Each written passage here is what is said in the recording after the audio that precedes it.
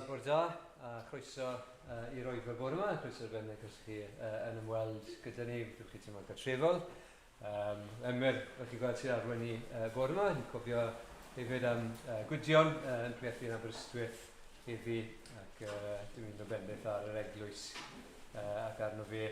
Chi'n gweld bod y cymyn wedi ei osod, fyddwn ni'n dod ar ddiwedd yr oedfa i gymryd o'r bara a'r gwyn yma'r gwahoddiad na i bob un sydd wedi credu cymddiried yn Iesu Grist fel arglwydd a gwiredwr i ddod yn cymuno gyda ni.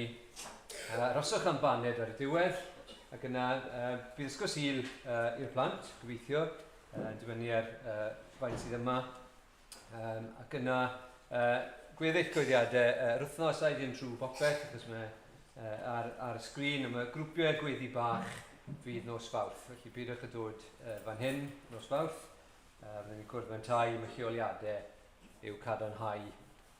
Casgan y mis, fe chi'n gweld hefyd ar y sgrin, gyfer gwaith Tom a Nerys King yng Ngwlad Tai. Gyna fy clybiau yn ail ychau wedyn nos Wener fel arfer yn Llanisen. A cofiwch prawn di Sadwrn nesaf, yna gwrdd aelodau fan hyn am 3 o'r gloch. Gyna nes mlaen ystod y mis, bydd yna brecwast dynion a brecwast merched hefyd. Felly, y merched ar y 19fed a brecwast dynion ar y 5fed a'r 20. Felly nodwch pethau yna yn eich dyddiadur. Gnewch i ni weddio.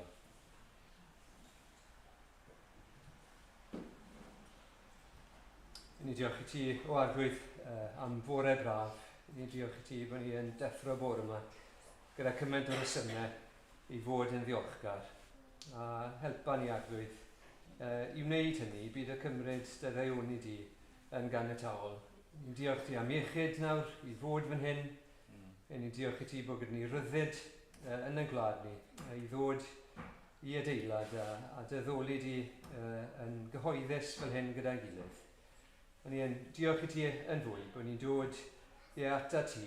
Ni'n dod i weld yn gilydd, ni'n hoff o weld yn gilydd. Ni'n diolch am yn gilydd, ond ni'n dod yn y pen draw ata ti, yr un sydd wedi ein gwahodd ni ata ti dy hunan.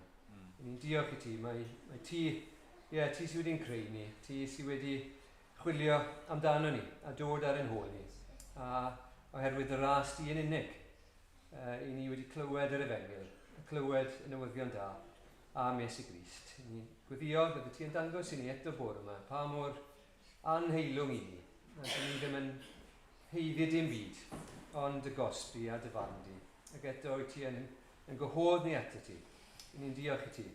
Diolch bore yma am Iesu Grist. Diolch am i fywydau a i farwolaethau, fel byddwn ni'n yn meddwl amdano nes ymlaen. Ac ni'n diolch i ti bod y bedd yn wag, a bod ti yn cynnig bywyd tragwyddol i unrhyw un sydd am ddod ata ti. Ni'n gweddio felly heddi, bydde deyrnas ti yn dod. Ac bydde mwy a mwy yn y dyddiau anodd yma. Bydde ni ddim yn gweld llawer o ffrwyth. Ni yn gweddio arglwydd, ni yn clywed am drwydigaethau. Ac bydde ti gyda pob un nawr sydd yn codi ar ei drad i esbonio y gair ac arwen y ddoliad. Ni'n gweddio bydde dysbryd i yn bendithio. Ac bydde clod i gyd i ti, yr unig un sydd yn deilwng o'r clod yna. Bydd gyda ni nawr a derbyn ni, maddau ni, ein beiau, maddau ni bod ni'n gallu bod mor fydol a bod yn trysorau ni'n gallu bod mewn llefydd eraill. Yn gweddio fydde ti'n dangos mae ti'r unig drysor sydd werth i gael. Amen. Amen. Amen. Diolch Dewi. Ni'n mynd i ganu emyn efo'n gilydd. Emyn ni'n canu'n aml. Gobeithio bydd y geiriau yma yn wir amdano ni y bore yma ac yn gymorth i ni. Rhif 188 yn y llyfr emynau. Iesu, Iesu, rwy ti yn ddigon. Rwy ti yn llawer mwy na'r byd. Dewi, digwydd bod yn gweddio fyna nawr. Mwy trysorau sy'n dy enw na trysorau'r India i gyd. Iesu yw'r trysor penna. Oll yn gyfan, ddaeth i meddiant gyda'n Duw. Os oes gennym ni'r arglwydd Iesu, mae gennym ni bopeth sydd ei angen. Diolch iddo. Nw'n ni sefyll i ganu.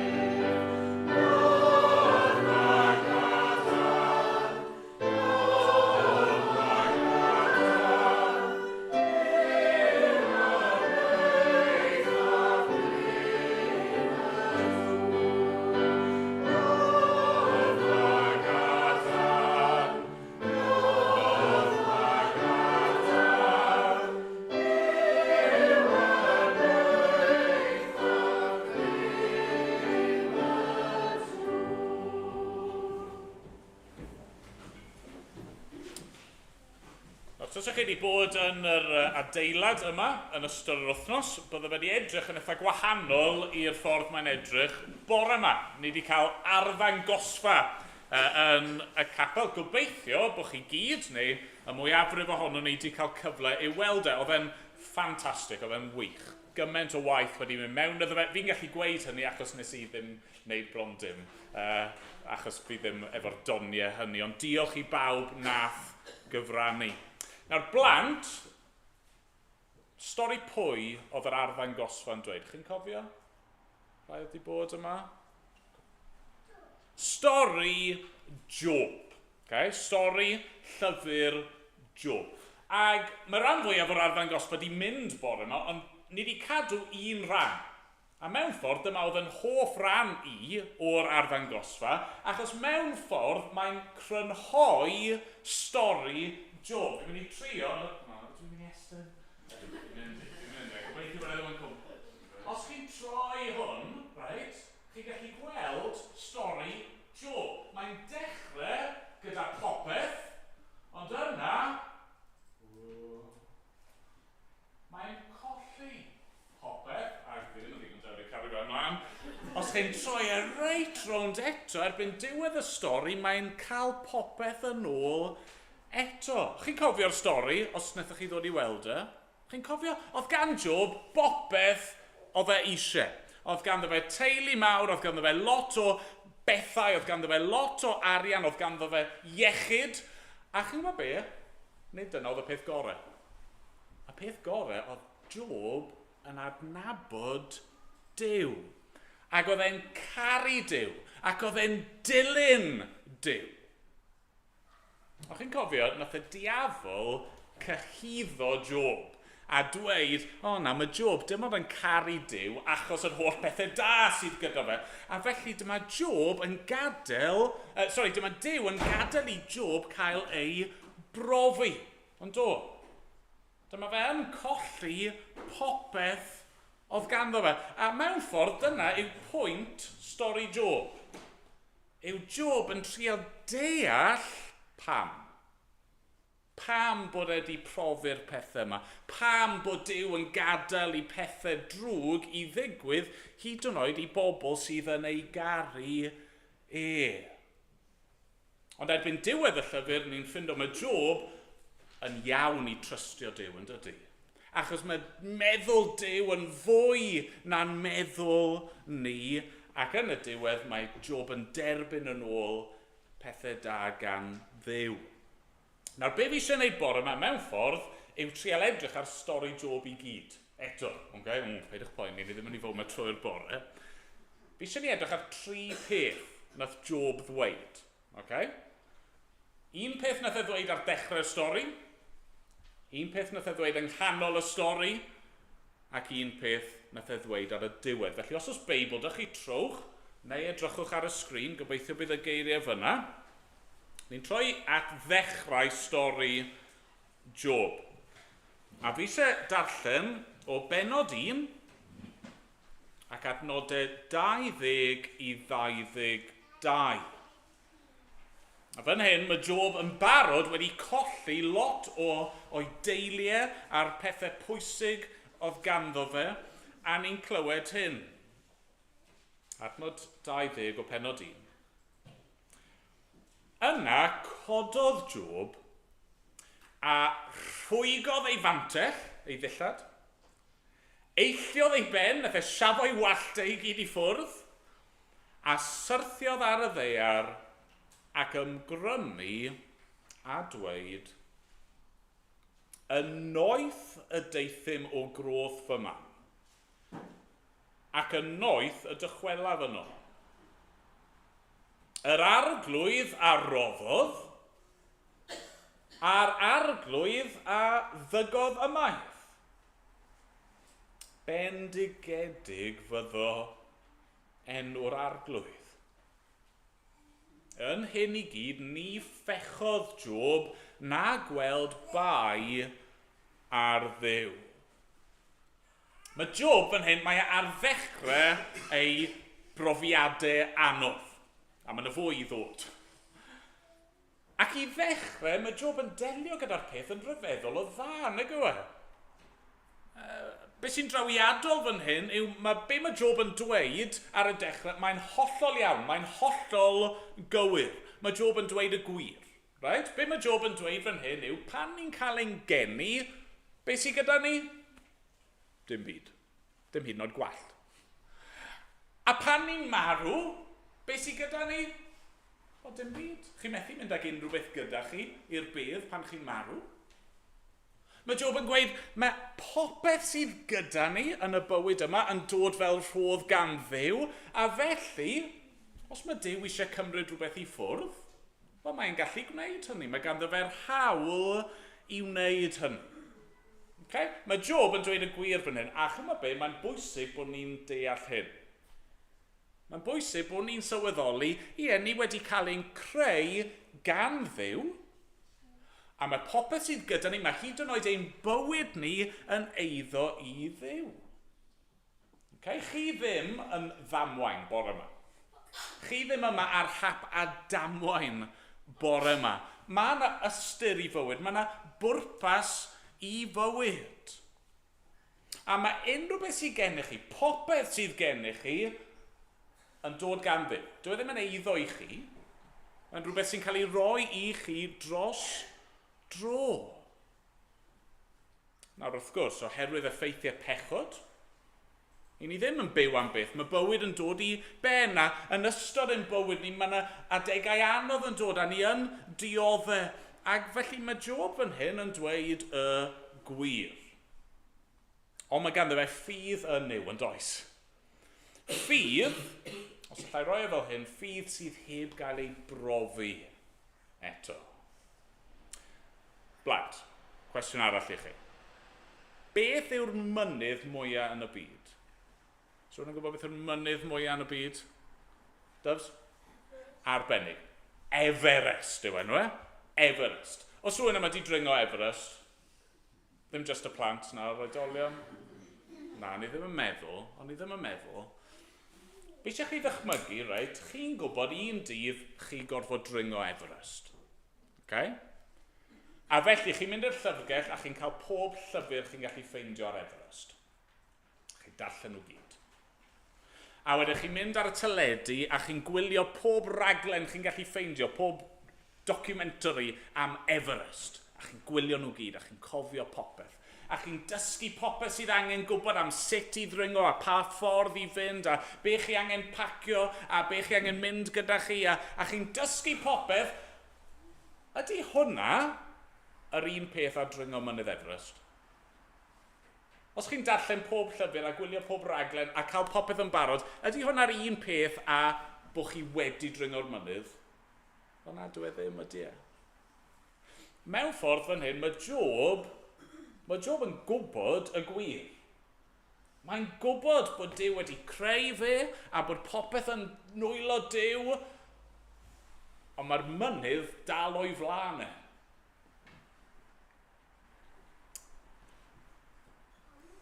Falle bod chi, bore yma, ar ddechrau cyfnod anodd. A chi'n gwybod hynny. Falle bod chi ar ddechrau cyfnod anodd, chi ddim yn gwybod eto. Os bydd y deg anodd yn dod, a mae'n bwysig i ni baratoi'n hunan. Mae'n bwysig bod ni'n dod ac yn darllen gair Duw ac yn ceisio'r arglwydd. Mae'n bwysig bod ni'n cael y diwynyddiaeth yn gywir, y gwybodaeth, y theori fel petai. Bod ni'n deall y gwir mwyn paratoi ein hunan. Bydd yna amser lle ni angen rhoi hynny mewn i practis. Roi'n diwynyddiaeth ni, be ni'n credu, ar waith. A dyna sy'n mynd i ddigwydd i Job. Cyn ni fynd ymlaen yn ei weddio gyda'n gilydd. Arglwydd, i ni'n diolch i ti am eiriau Job fan hyn. Y geiriau gwir yma. Bod ni'n cael ein geni heb unrhyw beth ac i ni'n marw heb unrhyw beth. A bod ein bywydau ni a'r cwbl yn dod geni ti ac yn dy ddwylo di. A felly mae gen ti hawl ar ein bywydau ni gyd. Gei di wneud beth i ti eisiau gyda ni arglwydd. Ti sydd Dduw. Dad, mae'n un ystod mae'n rwydd i ddweud hynny. Mae'n llawer anoddach pan mae'r heriau yn dod.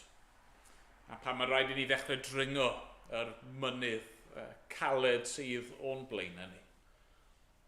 Dad, ni'n gweddio felly amdano ni fel eglwys, fel Cristnogion, fel dy bobl di. Ni'n gweddio wneud un paratoi ni ar gyfer beth bynnag sydd o'n blaenau ni.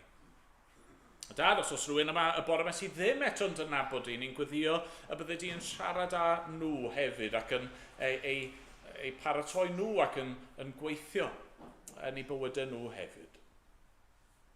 Dad, clyw ein gweddi ni. Yn enw'r arglwydd Iesu. Amen. Amen. Ganwn ni efo'n gilydd. Mi canu o Rymal 2 a Rif 2. Mae geiriau'r apostol Paul yn dweud rhywbeth tebyg i Job, hynny yw fod e'n barod i roi lan popeth mwyn yr arglwydd. Popeth gwerthfawr fi yn fy mywyd i. Popeth mae'r byd yn brwydro i'w gael. Pethau'n elw fi nawr yn golled si, gwastraff yw i gyd ers ennill Crist. Nawn ni sefyll i ganu.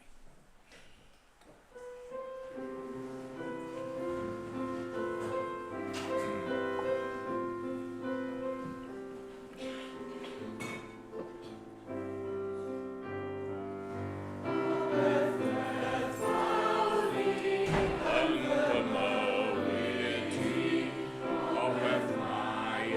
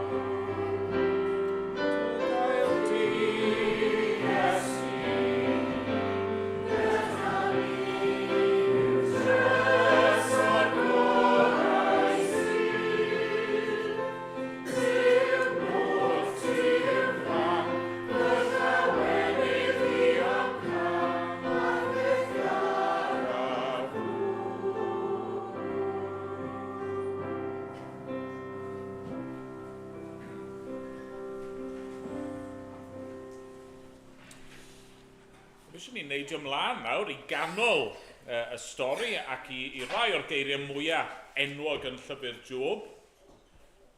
Mae'n arwyddocaol, falle bod nhw reit yno yng nghanol y llyfr ni ym mhennod 19.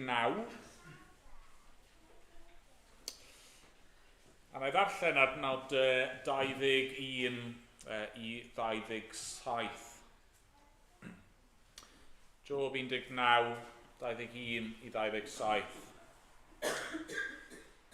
Job yn dweud hyn, cymerwch drygaredd arnof fy nghyfeillion, oherwydd cyffyrddodd llaw Duw a mi. Pam yr erludiwch fi fel y gwna Duw? Ond i chawswch ddigon ar ddifaf yng nghlawd. O na fyddai fy ngeiriau wedi ysgrifennu. O na chyfnodid hwy mewn llyfr wedi ei hysgrifennu a ffyn, haearn a phlwm a'i nafu ar garreg am byth. Oherwydd gwn, fod fy amddiffynwr yn fyw. Ac y saif o'n plaid yn y diwedd. Ac wedi un croen ddifa fel hyn, eto o'n cnawd caf weld Duw.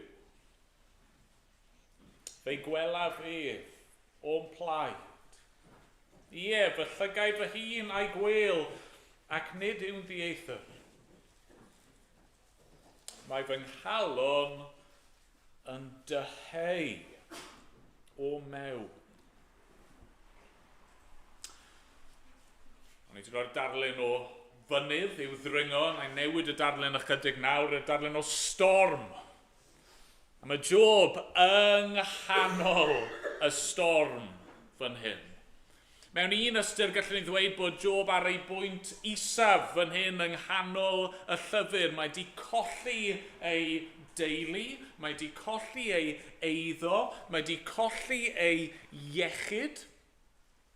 Mae hefyd wedi colli ei statws a'i enw da yn y gymuned. Ac yn arben hynny gyd, mae wedi bod yn gwynebu geiriau caled gan y tri gŵr yma oedd yn galw ei hunan yn ffrindiau. With friends like these, who needs enemies, mae rai yn dweud, am llyfr Job. Yr unigolion yma, oedd falle bod eu cymhellio nhw'n dda, ond maen nhw'n awgrymu mewn gwahanol ffyrdd fod Job yn cael ei gosbi fan hyn am ei bechod e. Mae'n rhaid fod yr hyn sydd wedi digwydd iddo fe oherwydd bod yna rhyw bechod cudd y mywyd Job. A felly beth sydd dyn ni fan hyn yw Job yn reslo, yn ymgodymu gyda'r cwestiwn mawr yma, pam? Pam bod hyn yn digwydd? A wrth gwrs, y reswm fod yna ddioddefaint yn y byd yw oherwydd y cwymp, oherwydd effeithiau pechod, oherwydd bod y ddynoliaeth wedi troi oddi wrth. Bod Adda ac Efa wedi gwrthryfela yn erbyn Duw. Na pam bod pobl yn diodde, oedd Job yn gwybod hyn. A Job hefyd yn gwybod, ie, mae'n wir un dydd fydd yna ddydd o farn, a bydd pechod yn cael ei gosbi. Ac bydd unrhyw un sydd wedi parhau i wrthod Duw a gwrthryfela ni erbyn yn cael ei barnu ac yn cael ei cosbi. Ond beth am Job? Pam fi? Meddwl Job. Mae'n gwybod bod e ddim yn berffaith, dyw e ddim yn ddi-bechod yn llwyr. Ac eto, oedd e wedi credu yn Nuw, oedd e'n trystio yn Nuw, oedd e wedi bod yn trio dilyn yr arglwydd, a felly dyw e ddim yn deall, wel fi'n caru ti arglwydd, a ti'n dweud bod ti yn fy ngharu i, felly pam bod ti'n caniatáu hyn i ddigwydd? Mae'n siŵr bod ni gyd ar ryw bwynt wedi gofyn y cwestiwn yma. Naill ai wrth edrych ar fywydau pobl eraill, neu wrth i ni fod yn y storm ein hunan. Beth yw pwrpas Duw yn hyn i gyd? Pam? Os yw e'n gallu, pam bod e ddim yn dod â'r peth i ben? Neu'n trefnu pethau yn wahanol? Nawr, mewn un ystyr, dyw llyfr Job ddim yn rhoi ateb pendant i ni. Yr ateb mae llyfr Job yn rhoi i ni, yn bennaf yw hyn. Mae ffyrdd Duw yn uwch na'n ffyrdd ni. Mae ei feddyliau fe yn fwy na'n meddyliau ni. Ond dyw hynny ddim yn golygu bod yna ddim pwrpas iddo fe. A ni'n gweld hynny fan hyn. Mae yna bwrpas i ddioddefaint Job. Oherwydd yn y storm, ar y pwynt isaf yna, yn y tywyllwch mwyaf mae'n gwynebu, be mae Job yn gwneud? Wel, mae'n galw allan mewn ffydd, yn dydy. Oedd ffydd ganddo fe'n barod, oedd e'n gwybod y gwir yn barod, ond fan hyn mae ffydd yn cael ei brofi. Mae ffyddau yn cael ei ddyfynhau. Mae ffyddau yn tyfu. Drychwch eto ar eiriau Job. Beth yw'r angor sy'n dal Job yn ddiogel yng nghanol y storm? Adnod 25. Gwn, fod fy amddiffynwr yn fyw, ac y saif o'n plaid yn y diwedd, ac wedi i'n croen ddifa fel hyn, eto o'n cnawd caf weld Duw. Mae Job yn hyn yn ymwybodol fod ganddo fe amddiffynwr. Blant, chi wedi clywed y gair yna o'r blaen? Amddiffynwr. Be chi'n meddwl mae amddiffynwr yn gwneud? Yn air hir. Chi'n dyfalu? Amddiffynwr. Chi'n nabod rhan o'r gair falle? Be mae amddiffynwr yn gwneud? Pwy sy'n mynd i helpu fi? Brychan. Rwy'n sy'n amddiffyn, ti'n iawn. Beth yw amddiffyn? Ti'n gwybod? Protect, ie. Rwy'n sydd yn cadw chi yn saff. Nawr, mae'r gair yna, amddiffynwr, yn y Beibl, yn air pwysig iawn. Fel arfer, mae'r gair yna yn siarad am brawd mawr y teulu. Iawn? Y brawd mawr yn y teulu. Yr un oedd efo'r cyfrifoldeb i amddiffyn y teulu. Yr un oedd efo'r cyfrifoldeb i wneud gweddill y teulu yn saff. A felly os oedd un o'r teulu yn cael problem, neu os o'n nhw wedi gwneud mes o bethau a maen nhw mewn trafferth, neu maen nhw'n stuck mewn rhyw ffordd, pwy oedd fod i helpu nhw? Yr amddiffynwr. Neu ni'n gallu galw y prynwr. Yr un sydd yn prynu nôl i ryddid pan eich chi wedi cael eich hunan mewn caethiwed. A falle bod chi'n meddwl bore yma, wel, stym brawd mawr gen i. Neu stym brawd mawr allai ddibynnu arno i achub fi o fy mhechod. Wel, chymo be, oes, ma' yna.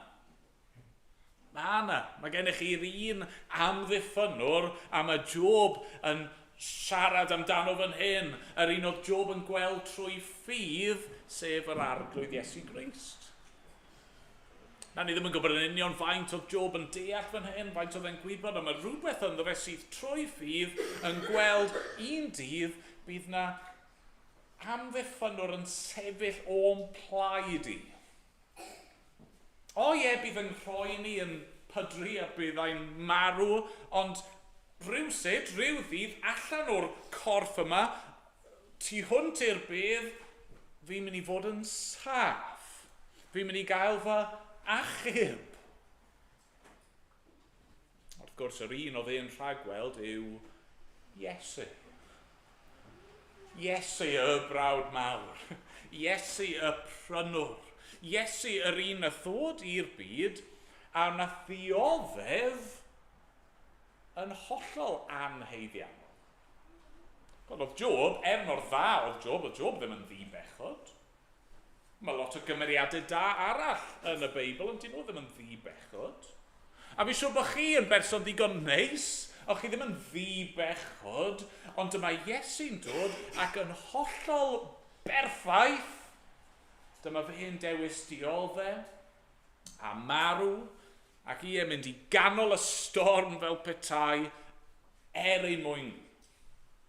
Mwyn ein hachub ni, mwyn ein amddiffyn ni, mwyn ein prynu ni, mwyn i ni gael maddeiant, ac mwyn i ni gael bywyd tragwyddol, ac mwyn i ni wybod beth bynnag sy'n digwydd i ni heddi, fori, neu unrhyw ddydd rhwng nawr a marwolaeth ni, ni'n saff. I ni'n gallu dweud gyda Job, gwn fod fy amddiffynwr yn fyw.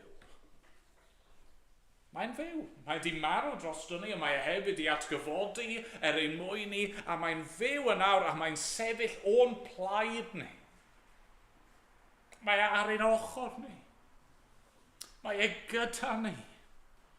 A wnaeth ddim ein gadael ni.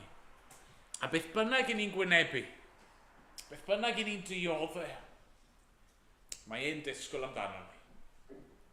Yn disgwyl i'n croesawu ni, a'n derbyn ni at y fe ei hun. Yn ei weddio. Arglwydd, ni'n diolch i ti am y geiriau hyn. A beth bynnag yw ein sefyllfa ni ar hyn o bryd. Diolch fod yna un sydd yn cynnig ei hun i fod yn frawd mawr i ni. Yn amddiffynwr, yn brynwr.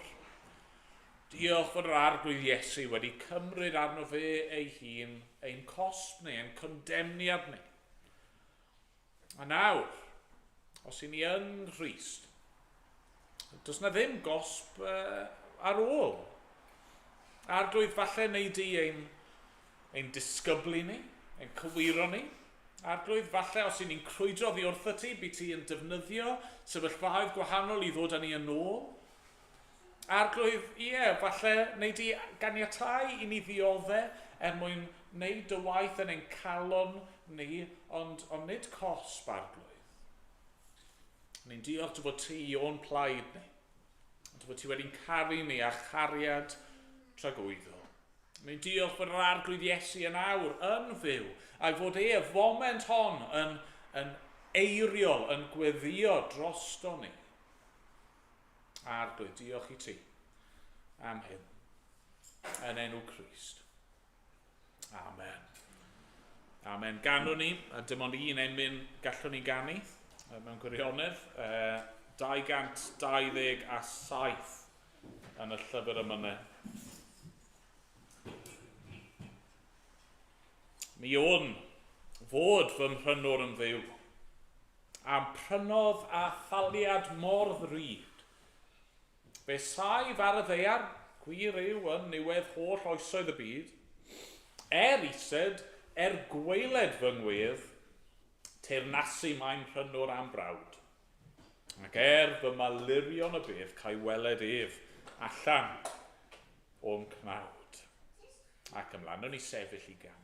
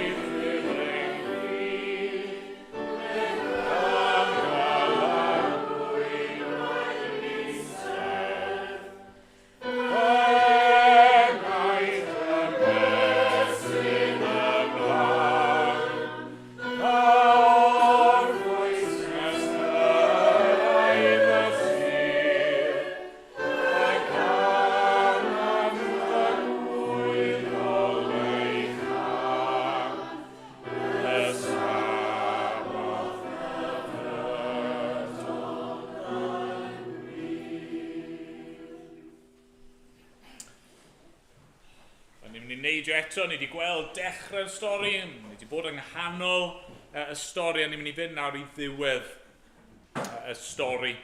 Ac ni wedi cyrraedd pennod 42.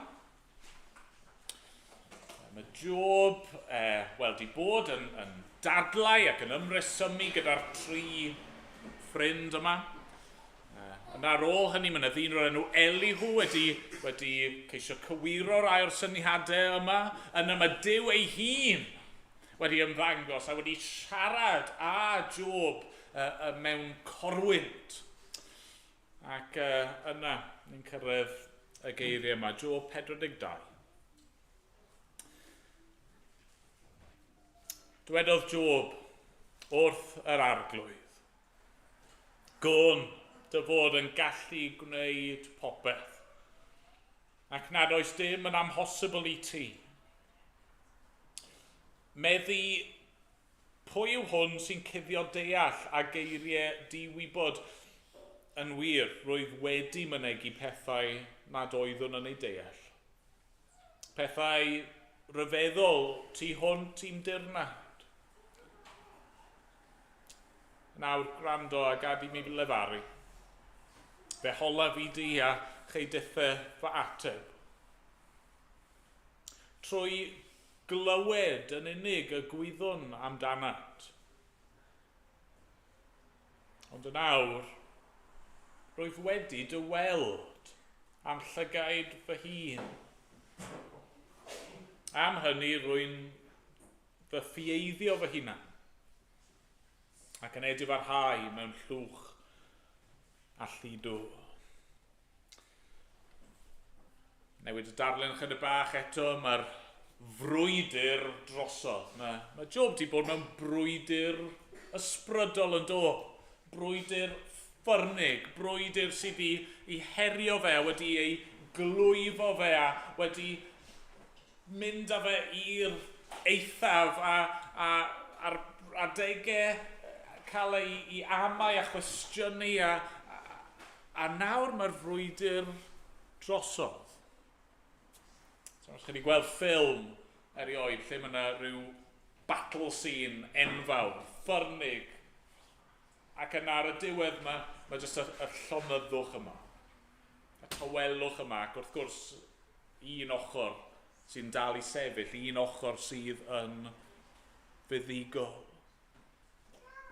Mae Job, trwy ffydd, nid yn ei nerth ei hun, ond yn nerth yr arglwydd, yn dal i sefyll.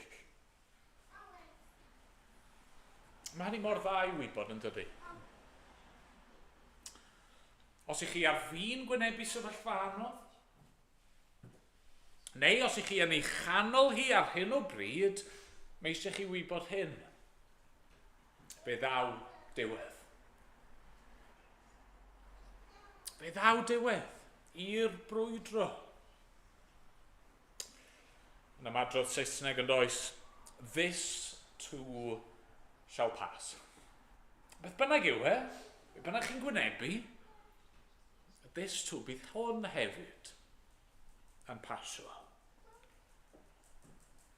Un dydd, fe ddaw diwedd i bob brwydr. Un dydd, caiff pob un sydd wedi rhoi ffydd nhw yn Iesu, sydd wedi trystio yn yr amddiffynwr, cawn nhw fod gyda fe am byth. Gweld yr arglwydd, gweld a'i llygaid ei hunan. A mae dyn ni'r addewid yn ond oes, un dydd o nefoedd a deiar newydd, cyrff newydd, a dim salwch. Dim dioddefaint, dim poen, dim gala, dim pechod, dim marwolaeth, dim dagrau. A ni'n deheu am y diwrnod yna yn dyn ni. Job, yn yr adnod allan o'n i'n gynharach yn dweud bod e'n deheu. Bod e'n deheu am hyn, a ni yn edrych ymlaen i'r diwrnod yna. Ond fan hyn nawr, mae'r frwydr bach yma ar ben. Y brwydr mawr yma ddylsyn ni ddweud. Be sydd i newid? Be sy'n wahanol? Yr ateb yw Job yn dyfa. Dyw Duw ddim di newid. Mae'r arglwydd yr un fath ag erioed. Mae Job yn cydnabod gwynd o bod yn gallu gwneud popeth nad oes dim yn amhosib i ti. Mae Job yn cyffesu bod di bod yn siarad geiriau di-wybod. Rwyf wedi mynegu pethau nad oeddwn yn deall, pethau tu hwnt i'n dirnad. Mae'n cyfadda, mae Duw tu allan i'w allu i ddeall yn llawn. Mae Duw yr un peth. Be sydd wedi newid yw Job yn dyfa. Mae Job wedi dod i weld mwy o'r arglwydd. Mae wedi profi mwy o Dduw na bydda fe wedi heb y frwydr. Heb y profiadau anodd. Mae'n un ystod, mae diwedd y stori'n swnio'n reit debyg yn dydi. Ar y dechrau, oedd Job yn rwygo i ddillad ac yn eillio i ben. Ar y diwedd fan hyn, mae'n sôn am edifarhau mewn llwch a lludw. Dechrau'r stori, mae'n ymgrymu. Ar y diwedd fan hyn, mae'n plygu i lawr, ond mae galon wedi newid yn dod. Blant. Ydych chi weithiau yn yr ysgol yn cael prawf? Ydych chi'n cael prawf yn yr ysgol? Ydych chi'n hoffi profion? Ond ni ddim yn hoffi profion chwaith. Ydy'r athrawon yn rhoi prawf i chi mwyn bod yn gas, chi'n meddwl? Ydy dyna pan maen nhw'n rhoi prawf mathemateg i chi, neu prawf sillafu? Ydyn nhw'n neud achos maen nhw eisiau bod yn ychyfu? Na, pam maen nhw'n neud e? Pam maen nhw'n rhoi prawf i chi? Pwy sy'n mynd i helpu fi? Beth yw pwynt prawf? Beth sy'n dod allan o gael eich profi? Gongriff, ti siarad, fi'n gwybod ti. Fel testio o'r gwybodaeth chi. Ie, maen nhw'n testo'ch gwybodaeth chi, ond beth sy'n digwydd? Pan ych chi'n gwybod bod yna prawf yn dod, beth sy'n digwydd? O, falle ddew. Ar un peth, Griff. Beth sy'n fod i ddigwydd, ar yr gweud. A chi'n gweithio yn dydych chi? Chi'n dysgu. Chi'n ymarfer. Sori, Brechan, ti'n gweithio, fi'n gwybod bod ti. Chi'n dysgu'r table. Chi'n dysgu sut i sillafu'r geiriau. Felly pan mae'r prawf yn dod a wedi bod, chi wedi datblygu yn dydych chi. Chi wedi newid. Chi'n gwybod mwy. Chi wedi profi mwy. Dydy'r arglwydd ddim yn gas. Dwi ddim yn greulon. Na, trwy ffyrdd sydd tu hwnt i'n deall ni, mae'r arglwydd yn caniatáu i ni wynebu sefyllfaoedd. A mae'n defnyddio ein profiadau ni. Ie, ein profiadau anodd. Ie, hyd yn oed ein dioddefaint mwyn dysgu rhywbeth i ni. Mwyn dangos rhywbeth i ni. Ac mwyn ein newid ni. Diolch iddo.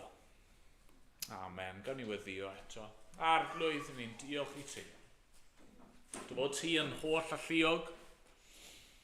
Ni'n diolch dy bod ti yn holl wybodus. Ni'n diolch dy bod ti yn holl bresennol. Ni'n diolch dy bod ti yn ddiw tragwyddol. Ac arglwydd mewn gymaint o ffyrdd, ar gymaint o lefelau, arglwydd rwy ti hwnt i'n deall ni. O da, ni'n diolch dy bod ti wedi ein creu ni, a dy bod ti yn ein cynnal ni. Diolch dy bod ti wedi'n caru ni, a diolch bod ti wedi datguddio dy hun i ni. Da, diolch bod ti, yn trefnu pethau fel rwy ti yn gweld yn dda. Diolch dy bod ti yn dy ras yn gweithio yno ni ac am ein newid ni. Diolch bod ti eisiau gwneud ni'n fwy tebyg i'r arglwydd Iesu Grist a arglwydd bod ti eisiau ni brofi mwy ohono ti a diolch bod ti eisiau'n defnyddio ni. Arglwydd ni'n meddwl am Job yn awr a meddwl am yr newid oedd ynddo fe. A'r ffordd, ni'n siŵr yn esti ddefnyddio fe yn yr cyfnod yn dilyn hyn. Dad, ni'n gweddio amdano ni. A wneud i, rhai sy'n defnyddio ni. Mwyn dy enw mawr, di dy hun. Dad, i ni eisiau gweddio yn awr dros, nid yn unig ni yma, ond dros dy eglwys di yn fyd eang. Ni eisiau gweddio dros bob un sydd ar hyn o bryd yn cael ei profi, pob un sydd yn diodde, pob un sydd yn gwynebu y mynydd neu'r storm neu'r frwydr, pob un sydd yn teimlo tywyllwch pechod ar byd yma, a ni'n gweddio yn dy ras. A wneud i ddisgleirio dy oleuni di i fewn. Gad i bobl dy weld di a dy geisio di. Dad, ni'n dal i feddwl yn dyner iawn am yr brwydro sydd yn Gaza ac yn Ukraine, a ni'n gwybod mewn mannau eraill o'n byd ni, a ni'n gwybod hefyd am pob math o drychinebau gwahanol, a ni'n gwybod am arglwydd gymaint o lefydd lle mae yna orthrwm a drygioni arglwydd. A ni'n gweddio wneud i ymyrru'r arglwydd. Ni'n gweddio wneud i ddod â phobl i edifeirwch. A ni'n gweddio arglwydd wneud i ddod â phobl ato ti. A Dad, bydd gyda ni nawr yn y munudau nesaf yma eto wrth i ni dy geisio di efo'n gilydd. A mae'n bod ni'n gofyn yn enw yr arglwydd Iesu. Amen. Amen. Ni'n mynd i ganu cyn dod at bwrdd y cymyn. Ni'n mynd i ganu rhif 40 yn yr atodiad.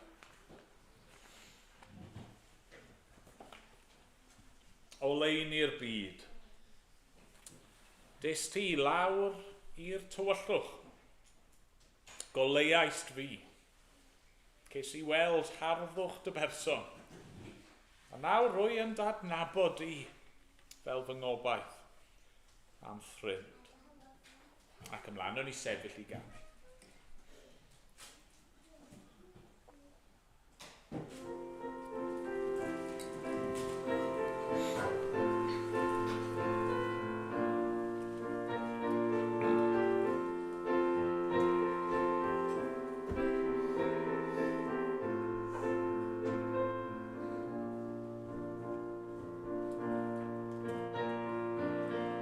Oleuni'r byd, des ti lawr i'r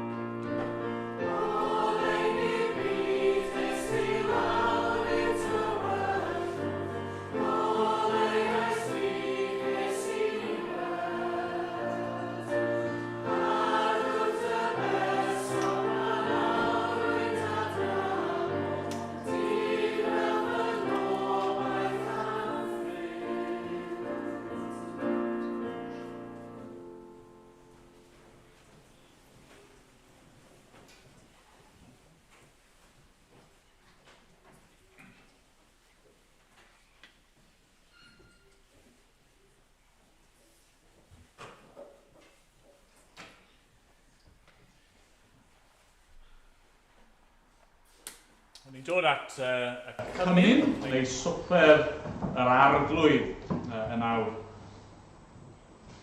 Ni wedi bod yn meddwl bore yma am lyfr Job, stori Job, profiadau Job. Mae llyfr Job yn gofyn lot o gwestiynau, yn achosi ni i ofyn lot o gwestiynau. A fel bydd i awgrymu, mewn un ystyr, dyw'r Beibl ddim yn ateb rhai o'r cwestiynau hynny yn llawn i ni. Ni'n gallu deall rhai pethau, ni'n gallu dweud rhai pethau sydd yn wir, ac eto mae yna densiwn yna. Wrth i nhw ddod at y cymun, i ni yn gweld rhan o'r ateb. Ateb Duw i ddioddefaint. Ni'n dod at yr elfennau yma, bara a gwyn sydd yn arwyddion, sydd yn symbolau o un dif eog na ddiodde. Un o fy nheulu dim heblaw am gariad y tad.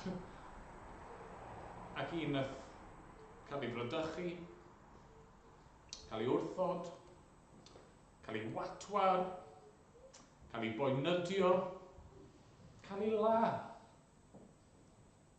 Un nath ddewis gwynebu hynny ei mwyn ni. Un sydd y bore yma yn gallu cyd-ymdeimlo â ni yn ein gwendid, yn ein dioddefaint, yn ein galw. Na, falle dwi ddim yn ateb y cwestiwn yn llwyr i ni, falle bod chi y bore yma'n galw allan pam hyn, pam bod hyn wedi digwydd, pam bod yr arglwydd yn caniatáu hyn.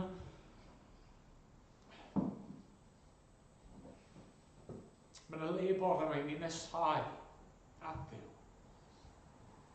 Mae yna un, yr amddiffynwr yna, y prynwr yna, sydd eisiau dod yn agos, a sydd eisiau nerthu ni wrth i ni wynebu'r pethau hyn.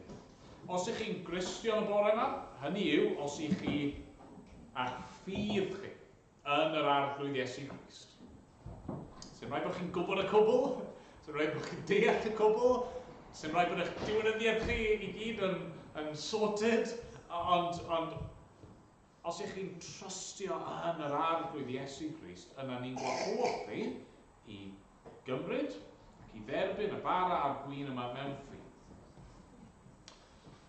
Os nag i chi eto'n Gristion, os i chi ddim yn perthyn i'r arglwydd Iesu Grist, os nag i chi'n gallu dweud mewn ffordd bod chi wedi weld allan gyda'ch hun, bod chi'n ei adnabod yna ni'n gofyn i chi beidio cymryd. Achos bydd y pethau yma ddim yn helpu chi. Bydd just bita ac yfed ddim yn helpu chi. Beth i chi angen yw'r un mae'r pethau yma'n pwyntio ato fe. A felly ni'n gofyn i chi i gymryd nawr yr munudau nesaf yma i feddwl am beth chi wedi clywed, meddwl am beth chi yn gwybod yn barod. Falle bod chi yn gwybod lot, chi'n deall lot, ond dyw'r pethau yma ddim yn real i chi eto. Wel, defnyddiwch yr amser yma nawr i weddio, i geisio Duw, i edifarhau, ac i droi ato fe. Mae'n nodi, mae'r bara yn ddi-gluten, mae'r gwyn yn ddi-alcohol, felly peidiwch gadlu hynny fod yn rwystr i chi. Mae Dewi mynd i weddio yn gyntaf, wnaeth e roi diolch am y bara ac am y gwyn, yna bydd y ddau'n cael ei ddosbarthu ar yr un pryd, ond cadwch nhw fel bod ni'n gallu bwyta ac yfed gyda'n gilydd.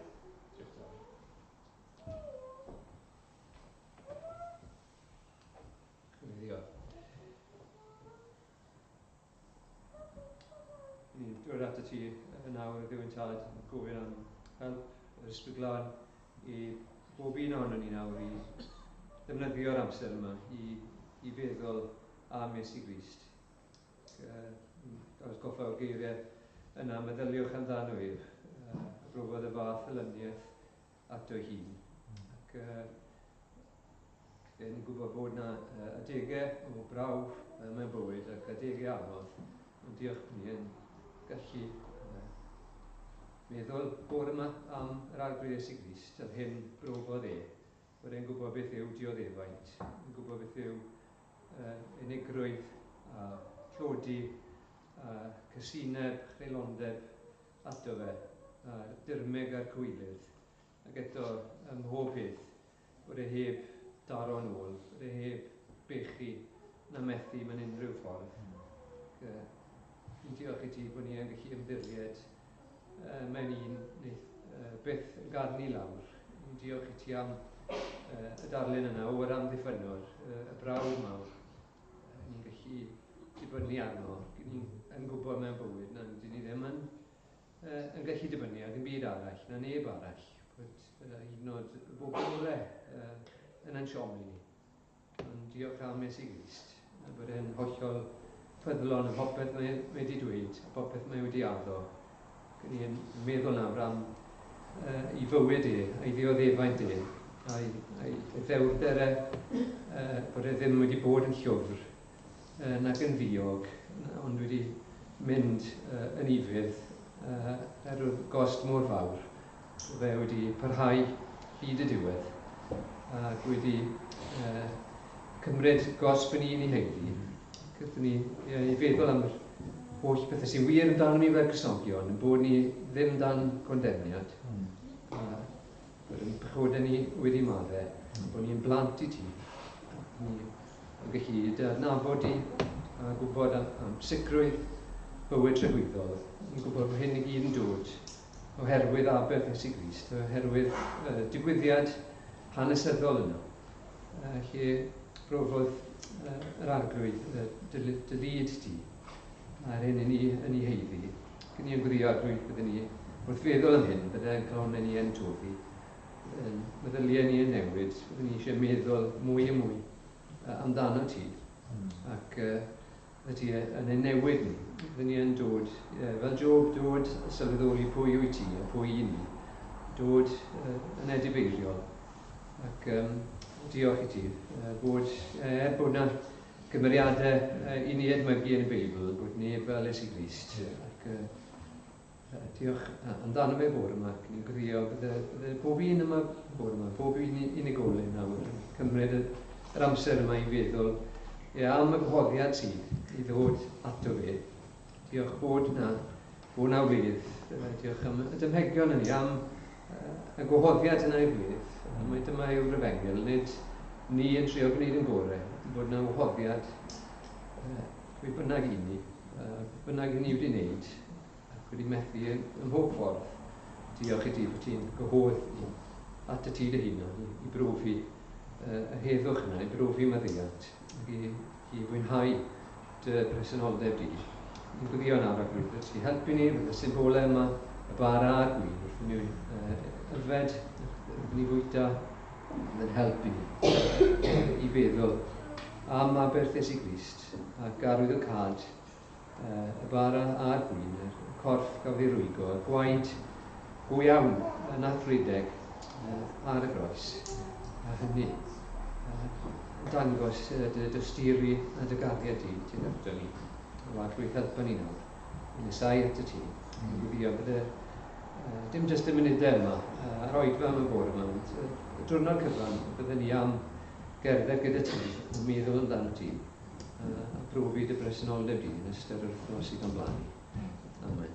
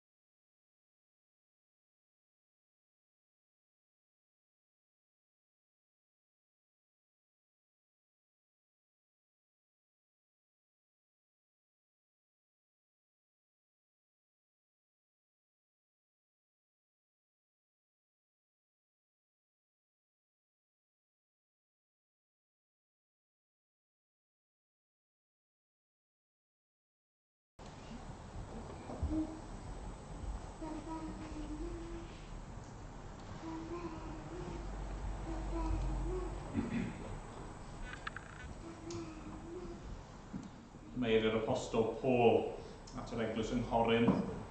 Bydd yr byniais i oddi wrth yr arglwydd yr hyn hefyd a draddodais i chwi. I'r arglwydd Iesu, y nos y bradychwyd i, gymryd bara. Ac wedi dod diolch fe'i torodd a dweud, hwn yw fy nghorff sydd erich mwyn chwi. Wnewch hyn er cof amdana. Yn ei fwyta gyda'i gilydd.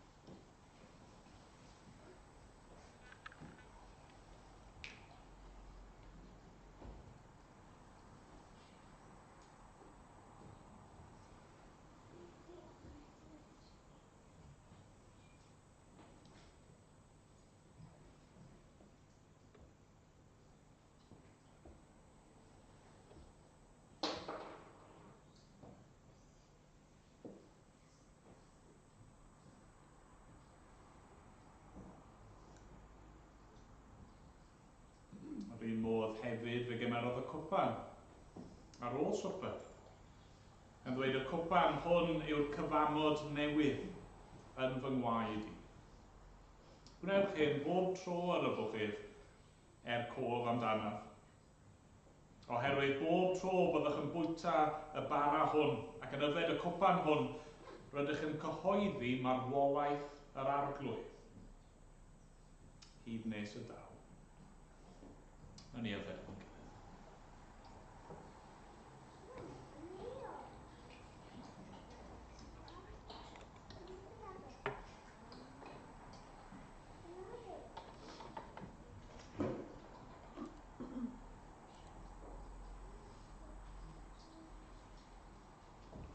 O arglwydd mawr yw ein diolch i ti.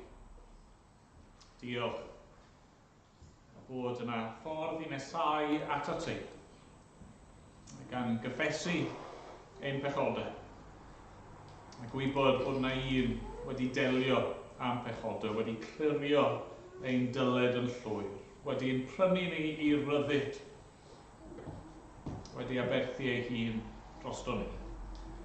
O, diolch am yr arglwydd Iesu, diolch am ei gorff, diolch am ei waed, diolch am ei fywyd, diolch am ei fuddod, diolch am ei hyfrytwch fod yn deilwng am hob ffordd, a bod wedi dewis dod ein mwyn ni. Diolch bod gennym ni un o bore yma sydd yn gallu cydymdeimlo. Un sydd yn abl i'n cynnal ni. Un sydd gyda ni. Bob amser hyd ddiwedd yr oes. Diolch arglwydd. Mawl i ddenw di. Amen.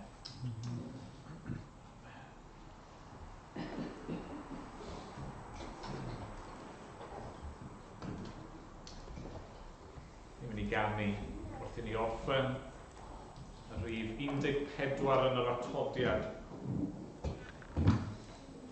Dy farwolaeth a gyhoeddwn gyda gilydd fuddsolianwr. Yn lle cofio ein holl beie, ei anghofio am nes diffe.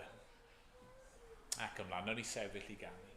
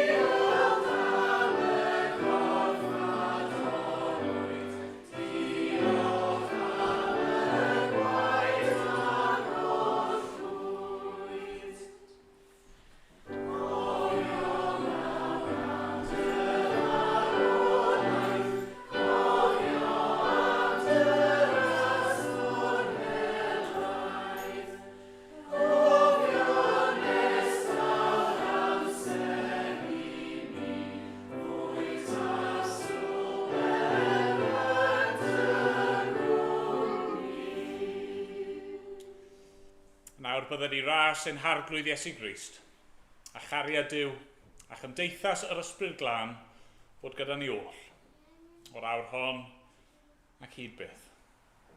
Amen.